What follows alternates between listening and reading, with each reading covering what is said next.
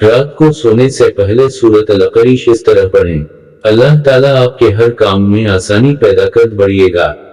माल व दौलत की ऐसी बारिश के साथ नस्लें बैठकर खाएंगी। बहुत सारे लोग कॉमन सवाल होते हैं, एक तो हाजात पूरी हो जाएं, हमारे काम में आसानियां पैदा हो जाएं। एक आसान काम भी होता है तो वो इतना मुश्किल हो जाता है जो बहुत परेशानियों से निजात देता है। रिस्क और दौलत के हवाले से हमारे मसले हल हो जाएं और गीबी खजाने से हमें अता हो। अगर आप भी ऐसा चाहते हैं तो आपने करना क्या है, सूरत अल-क़रीश को रात सोने से पहले इस तरह पढ़ना है और कितनी तादाद में पढ़ना है।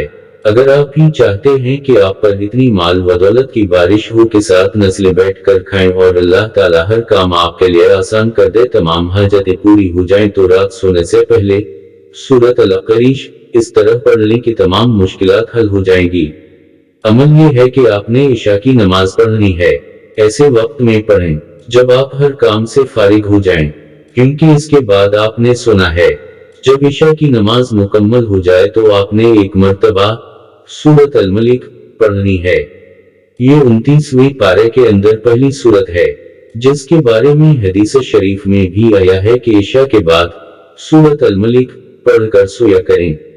इसके बाद आपने 101 मर्तबा सूरत अल-क़रीश पढ़नी है और आखिर में 11 मर्तबा दूध शरीफ पढ़ें और इसके बाद दुआ करें और पानी पर दम करके पी लें।